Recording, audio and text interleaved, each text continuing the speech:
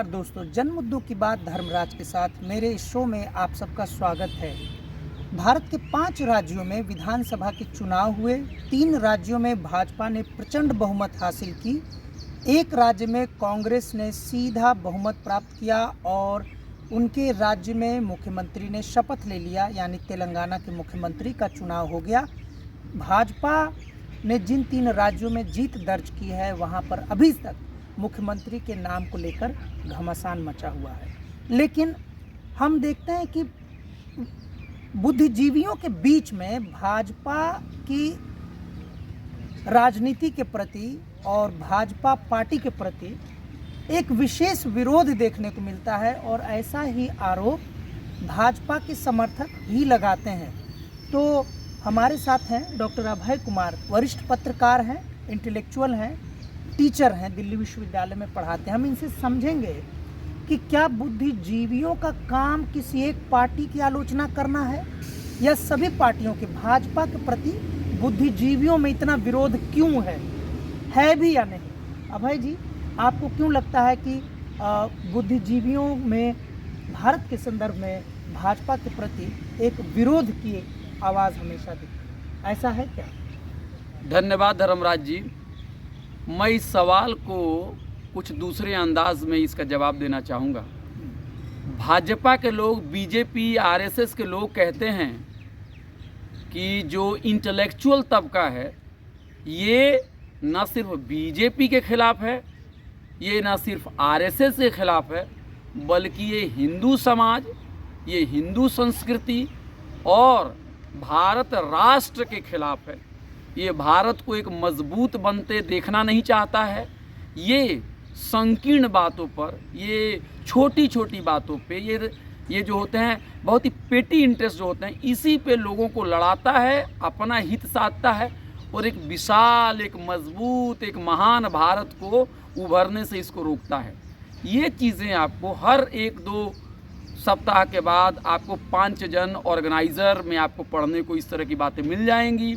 RSS, BJP के leader ये सब बात कहना शुरू कर देंगे और इस तरह का ये एक डाइकोटमी, एक बाइनरी बनाने की कोशिश करते हैं कि जनता उनके साथ है और जो इंटेलेक्चुअल पैरासाइट जो हैं, ये बीजेपी के नहीं खिलाफ है, हिंदू समाज के खिलाफ हैं, ये देश के खिलाफ है। इसलिए इनको मारो, इनको अंदर करो, इनको बदनाम करो, ये सब चीज़ें सही समझी जाती हैं। और आप मुझसे बात कर रहे हैं जवाहरलाल नेहरू यूनिवर्सिटी के गंगा ढाबा पे हम लोग बैठे हुए हैं। गंगा ढाबा जेएनयू जो है, इसका एक जीता जागता एक उदाहरण है कि जेएनयू को जिस तरह से बीजेपी ने 2016 के बाद से जैसा बदनाम किया है, वैसी बदनामी आज तक बड़े से बड़े प्रोपेगेंडिस्ट ने किसी को नहीं किया होगा। जब हम बिहार से आते थे और हमको टिकट नहीं होता था और हम कहीं बैठ जाते थे या जगह नहीं मिलती थी, कोई पूछता था कि अरे नौजवान इंसान, कहाँ जा रहे हो, तुम कौन हो? और जब हम बताते थे अपने बारे में कि हम जेएनयू में पढ़ते हैं, तो लोग कहते अरे आप जेएनयू में पढ़ते हैं, आप तो बहुत पढ़ाई करते हैं। और फिर धीरे धीरे छोटी सी जगह हमें भी मिल जाती थी, कुछ पराठा, कुछ पूड़ी भी लोग ऑफर करता था। लेकिन 2016 के बाद कहा गया, जब कोई पूछता था कि आप क्या करते हैं, तो मैं जेएनयू में पढ़ता हूँ, तो क्या कहते हैं ये लोग, अरे आप जेएनयू में पढ़ते हैं, आप तो बहुत राजनीति करते हैं, आप लोग तो भारत के खिलाफ नारे लगाते हैं, आप लोग पैसा बर्बाद करते हैं, आप लोग टैक्स पेयर का पैसा बर्बाद करते हैं। तो इंटेलेक्चुअलों की बदनामी जितना बीजेपी और आरएसएस के ज़माने में हुआ, उतना कभी नहीं हुआ था। और मुझे लगता है कि ये नैरेटिव चलाना कि चुनाव बीजेपी के जीतने से पूरा भारत खुश है और सिर्फ इंटेलेक्चुअल ही नाराज है, ये भी मुझे लगता है कि उसी नैरेटिव का हिस्सा है। एक बात मैं कहना चाहता हूँ कि ये बात बिल्कुल गलत है कि इंटेलेक्चुअल क्लास बीजेपी के साथ नहीं है, ये गलत बात है। अच्छा, मैं अपनी बात को और क्वालिफाई करूंगा थोड़ी देर में। मैं सबसे पहली बात कहना चाहता हूं, भारत के ज़्यादातर पढ़े लिखे लोग, जिसको हम इंटेलेक्चुअल अगर समझे, अगर इंटेलेक्चुअल का डेफिनेशन है कि पढ़े लिखे, नौकरी पेशे में, यूनिवर्सिटी कॉलेजेस में पत्रकारिता करने वाले लोग, अगर ये इंटेलेक्चुअल हैं तो मैं मानता हूं कि भारत में इंटेलेक्चुअल का एक बहुत बड़ा तबका बीजेपी को सपोर्ट करता है। मैं एक बात बताना चाहता हूं, जाकिर हुसैन कॉलेज जो दिल्ली का बहुत ही हिस्टोरिक यूनिवर्सिटी है, कॉलेज है, वहां मैं इंटरव्यू देने के लिए गया था 2-3 साल पहले। उस समय CAA यानी नागरिकता जो कानून था उसके विरोध में देश भर में आंदोलन चल रहे थे।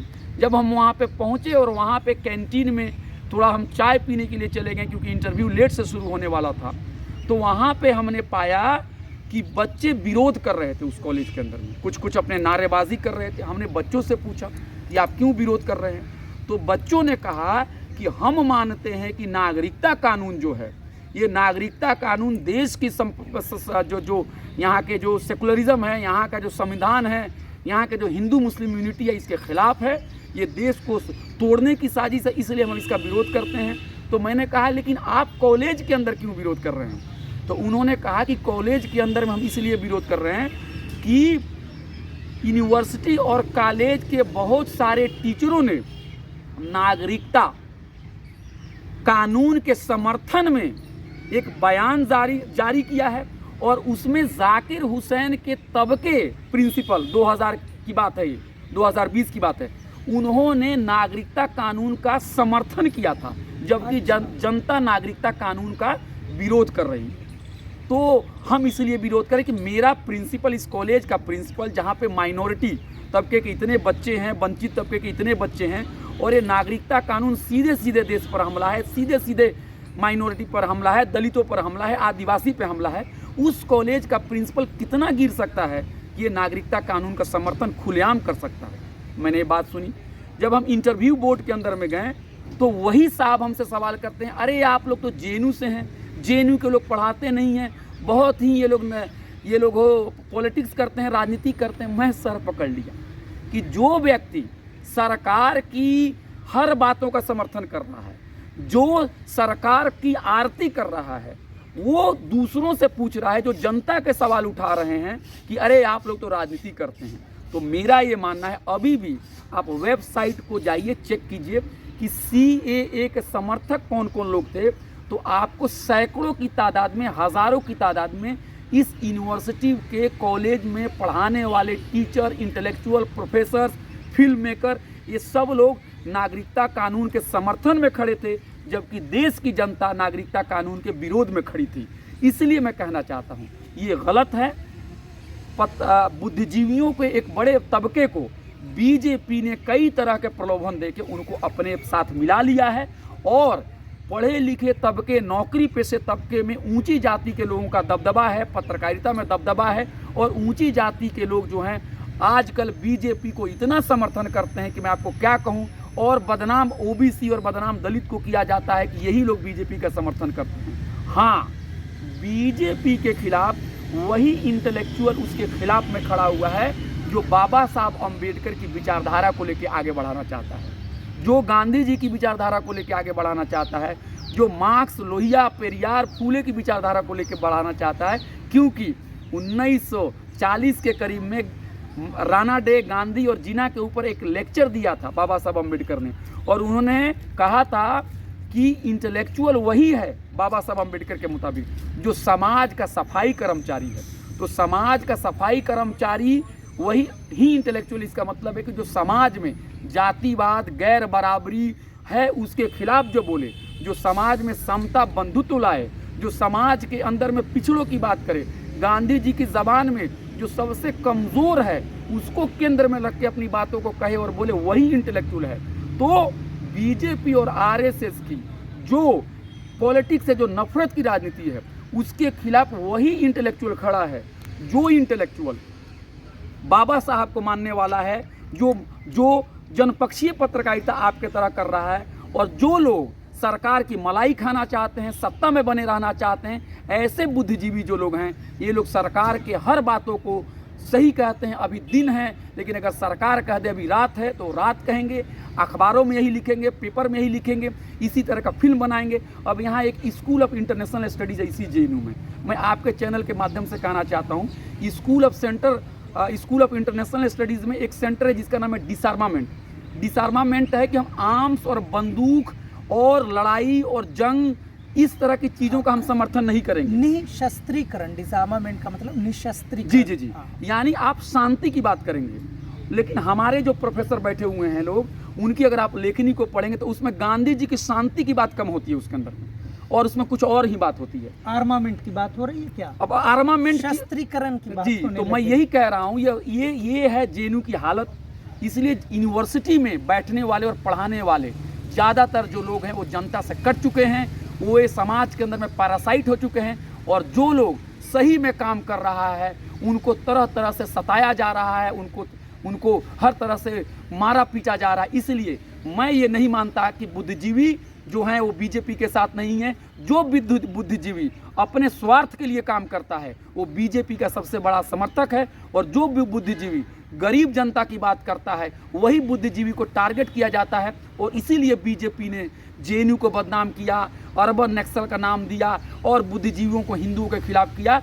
असली बुद्धिजीवी वही है, असली पब्लिक इंटेलेक्चुअल वही है जो सच को सच बोले। और महात्मा गांधी जी की बात में आजकल हिंद स्वराज एक बार फिर पढ़ा और बार बार इस बात को बोल रहा हूँ, गलत कानून के खिलाफ मैं हमेशा बोलूँगा, चाहे वो कानून कोई भी सरकार क्यों नहीं बनाए, चाहे वो अंग्रेजी सरकार बनाए चाहे देसी सरकार बनाए।